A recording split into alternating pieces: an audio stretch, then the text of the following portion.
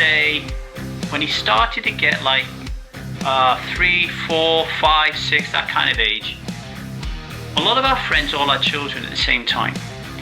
And because we couldn't go to the pub as much anymore because we had a child, we brought the pub to us. So what happened was I invited everybody around our house. It was like party house every weekend. All my mates would come around with their kids. We'd all drink in the kitchen, playing poker and music blasting, and all the kids would be in the front room on their little Nintendo DS's playing Pokemon or whatever, and we'd get smashed in states of semi-blackout while we were looking after children, right? It's like bizarre when you think about it right now. And one of the things that happens, one of the things I like about a pub, I guess, is there's control. There's certain control measures, right? So if you want to drink in a pub, you have to pay for it, and it's expensive. The baby wouldn't stop crying. I'm only 26 years of age. I'm knackered, I'm alone, and suddenly I'm drowning in wine that I never planned to drink. This is why being homebound made my drinking worse than ever.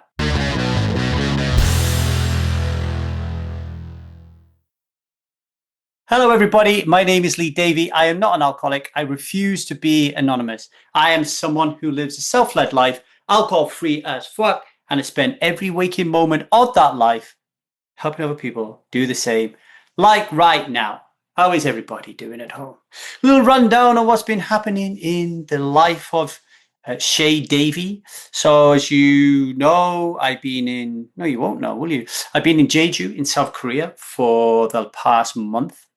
There I've been working at the Triton Poker Super High Roller Series in my role as a TV producer, and also taking care of my beautiful daughter Zia over in Korea, while my wife also works at Triton Poker Super High Roller Series, managing the massage team out there. So we've all been out there working. My son Jude was also out there working for Liza on the massage team. So it was a crazy, and it was manic, and it was beautiful, and it was messy. It was everything you would expect with a family working together as a group. Yeah, I had a lot of laughter, a lot of fun, a lot of tears, you know. And then I had a wonderful night on the way back, me and my boy in Shanghai, in China. We went to the Shanghai Bund, and my boy is a big Pokemon fan, so we went to the mall there and went to a Pokemon store. So he bought some cards and all that kind of jazz. And we had a really nice moment spending that time together in Shanghai, experiencing some culture together. He then went to London, I then went to LA, and our luggage stayed in China. Yep, we still haven't received our luggage. Hopefully someone will find it. And then I came back to LA. So I'm here now in LA. It's very hot outside, and I'm ready to do some more podcasts for you guys out there in the world. What am I going to talk about today?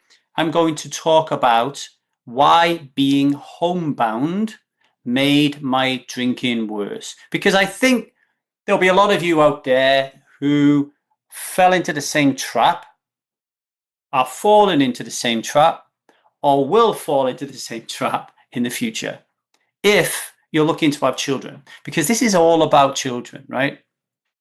When Jude was born, my beautiful boy who I just spent the whole week with, when he was born, I was only 26 years of age. I was a nipper. He's 24, and I look at him as a 24-year-old, and he's a big, strong, bulky man, you know. And I still look at him, and I still think he's a boy. And I think, Jesus Christ, when I was that age, I was like married. I was just about to have a kid. It's crazy, right? Like how you think you can parent when you're in your mid-20s. Really difficult. So I was so young, I was so unprepared, and I remember the labor being horrific, as all labors are. I'm tired after 2 days of not sleeping. God knows the state that my wife at the time was in. Like really, you're so tired. And then you bring this little bundle of joy home. And I remember we had a crib by the side of the bed, and we were so tired. And I'm like, let's just put the baby in the crib and fall asleep for like 12 hours. And he just cried and cried and cried. And I remember getting hold of the National Health Service helpline saying, look, something's wrong here because he won't stop crying. And what it was, he wouldn't latch properly to breastfeed. So he wasn't getting enough milk, right? We didn't know that. We're absolutely shattered. We haven't got a clue what we're doing. We're absolutely at our wits' end, right? I remember trying to take him from her to help her, but he would just cry all the time because I had no milk, and it took us a while to figure out, okay, we need to express here so I can like take some kind of like responsibility and give her a break. But you don't know all that when you're young. So we're at our wits' end. Our family wasn't living with us at the time. We was in Bristol. The family was living in Ogmore Vale. So they came to see us, but very sporadically. So we really were on our own. All right. We really were on our own. And one thing that happens when you have a baby and you're on your own is your life gets disrupted completely, right? Like, and this means that your drinking life gets disrupted as well. My ex-wife hadn't drunk actually for 9 months because she didn't drink through the pregnancy anyway. I was caning it down me like you would, when you're alcohol reliant. But when the baby comes along, you don't go out as much because you have a baby, you have someone to look after. And what happened? We stayed in Bristol for 3 years, and actually, we stayed in Bristol for 6 months, and then we moved back to Ogmore Vale when Jude was 6 months years of age. And I would say when he started to get like 3, 4, 5, 6, that kind of age, a lot of our friends all had children at the same time. And because we couldn't go to the pub as much anymore because we had a child, we brought the pub to us. So what happened was I invited everybody around our house. It was like party house every weekend. All my mates would come around with their kids. We'd all drink in the kitchen, playing poker and music blasting. And all the kids would be in the front room on their little Nintendo DSs playing Pokemon or whatever. And we'd get smashed in states of semi-blackout while we were looking after children, right? It's like bizarre when you think about it right now. And one of the things that happens, one of the things I like about a pub, I guess, is there's control. There's certain control measures, right? So if you want to drink in a pub, you have to pay for it and it's expensive, okay? So you kind of like, you know how much money you got in your pocket and you know how much this thing costs. You kind of got a limit, right? Unless you start borrowing off people. There's also a time limit. So last orders, please. Now in Ogmore Vale, we used to have lock-ins, but usually there is a like last orders and you go home like, I don't know, back in the day it was 11 o'clock or whatever. And your measures are measured out. So if you have a pint of lager, it's a pint. If you have a glass of wine, it's a glass. If you have a shot, it's a shot. But when you're at home, all those rules disappear, right? You don't have a last orders. You can just keep going and drinking as long as you want. And it was very, very common for me to stop drinking at 3, 4 o'clock in the morning. People leaving at that time with 3, 4, 5, 6-year-old kids, right? Shots are not shots. Suddenly going from a shot of whiskey to half a pint glass of whiskey, right? And you're playing drinking games and you're consuming it like nobody's business. It's not glasses of wine, it's bottles of wine. And it's cheaper, right? You go into the supermarket, you're buying 3 bottles of wine for a tenner. You're going through the 3 of them. You're going down the supermarket, getting another 3, right? So all these rules evaporate. So it means you're actually drinking more, right? You're drinking more. It's kind of lawless, I guess, right? And all the time you're drinking more and you're partying around the house, you're slowly losing consciousness. And at the time you're losing consciousness, you have these children to look after. It's absolutely insane, right? And what happens is it becomes normal. It becomes normalized. And I was thinking when I was reflecting back when I was thinking of doing this podcast episode of why that happened. And I can tell you with some assuredness that I didn't drink back then more because of the stress of having a kid. I didn't drink more because I wanted a reward or an escape from something. There wasn't a deeper meaning to it. I just drank more because people like us do things like this. This is the liquid lie. This is the societal conditioning. This is the way life is, right? Is you have a kid, you don't go out, So you start partying at home more. And if that is the culture, the community that you live in, if the community does that, it just becomes normalized. So it's you invite people around on a Friday night and you're not thinking about the consequences. You're not questioning whether this is right or wrong, because the cognitive dissonance has done such a good job to shut off the internal debate, the war that can go on inside. Once you start to realize that, hang on a minute, maybe it is not quite responsible for me to get into a state of blackout while my 3-year-old is trying to sleep. Because what happens if he has a problem, right? Like, and he needs his mum or he needs his dad, and I'm wasted. You're not having that conversation because the liquid lie silences that conversation. The liquid lie says, it's fine. Just have the party. Everybody does this. You will be okay. Now I'm going to take a short break, but while I do, just have a think about it. If you are in the same early parental years that I was in, and you're lying at home or sitting at home, standing at home, and you're exhausted, and you're wondering, where the hell did this go wrong? Why am I drinking so much? Just stop and just ask yourself why. And just reflect on it, and pause on it, and I'll see you after the break.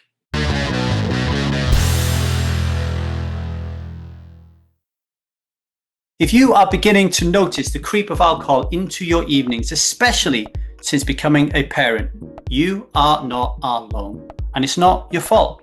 You are facing a part of the liquid lie, a system of beliefs and habits that make alcohol seem like the only way to cope, connect, or calm down.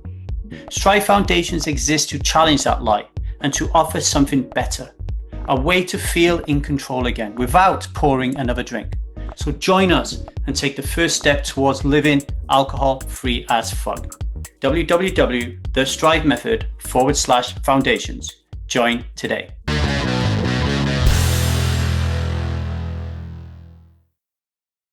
Welcome back to the 1000 Days Sober podcast, where I have been sharing with you a part or a facet of the liquid lie around parenting, where when I, as a parent, a young parent, suddenly sort of shifted my drinking from drinking more and more and more and more in the pub to drinking more and more and more and more at home. And I would say that having a kid and not being able to go out as much and then bringing the pub home instead was the foundation to a career of drinking at home. And I really believe that if you think about this in a very, very polarized way, drinking in the pub is often seen as social, right? Like, I'm going to the pub, so I'm drinking, so it's social. Drinking at home, very often, that is seen as medicinal, right? Like, a lot of people think if I'm drinking at home, I got a problem. If I'm drinking in a pub, I don't have a problem, right? I think there's something to that. Yeah, you can drink at home, be social as well. You know, I've told you here that we were drinking at home and we invited everybody round.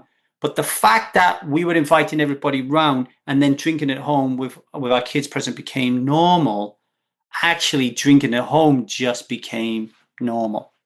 And I know people, I have friends who have kids that every night when they put them to bed, they crack open a bottle of wine and they have a spliff, and that is normal. And it is deemed as acceptable. It's not a problem. Anyone thinks it's a problem. Come on, it's game on, you know. It's just normal, but it's not normal. It's not normal, and it doesn't have to be normal. But what can you do about it? What can you do about it? I think the number one thing you can do about it is to be aware of it. I was never aware that I was drinking more and more and more at home when I had a kid. And the reason I was drinking more and more and more at home is because that is what people like us do. People like us do things like this. It was what the community did. I never questioned whether or not it was right or wrong. I want you to do that. You know, like the context, understand the context. Why am I drinking at home is a very, very powerful question. Why am I drinking at home? Why do I think it's acceptable to drink at home when I have a young child that needs me to be conscious and to be compos mentis? Why am I doing this for? So asking those questions and understanding the context reveals the liquid lie, because when you ask the right questions, it's the only answer. It's the only answer because actually drinking a powerful poison that kills 3.3 million people a year renders you unconscious while the one human being in the world you have committed your life to protecting sleeps upstairs unprotected by you. That is crazy. That is insanity. And to ask yourself, well, why would I do this? The question only leads to the liquid lie. That it is the way that we do things around here. And once you're aware of that, you can say, I'm going to change. I am going to change this. This ain't happening no more, right? Other things you could do. Talk to your partner about it and have an agreement that if this is going to happen, one of you drinks and one of you doesn't. So one of you is looking after the kid, right? One of you is looking after the kid. Find other ways of enjoying yourself at home without getting smashed. Have moments around the house where people come round, but introduce limits and control like you do in the pub. Tell people they can come around to a certain amount of time. Drink only a certain amount. I know this is really difficult. If you're alcohol reliant, you're probably not going to do that, right? And the awareness piece is the important piece.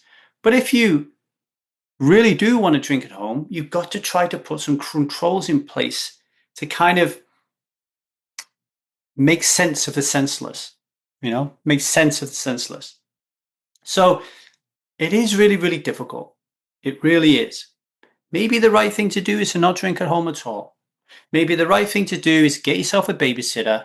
You and your partner go out, do your thing, and let the babysitter stay overnight to look after the child. Maybe that's the way around this. But I do think the key thing here is if you're listening to this podcast and you have this particular issue brewing, this could be the thing that changes everything for you.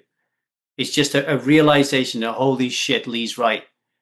We are drinking far too much at home because we have a child, and what a terrible, terrible thing this is for the child in terms of how we're raising them, of what is acceptable, and removing the safety net and the protective bubble that parents create for their children.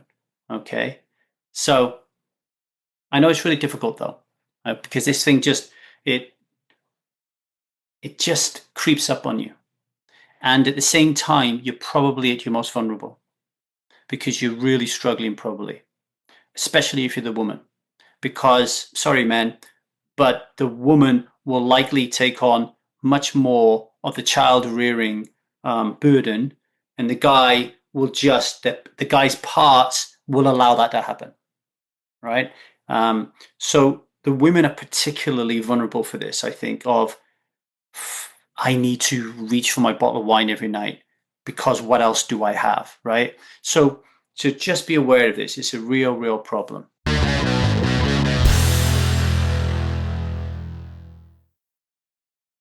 On to today's daily vow. Today's daily vow: I will not pour a drink into my parenting routine.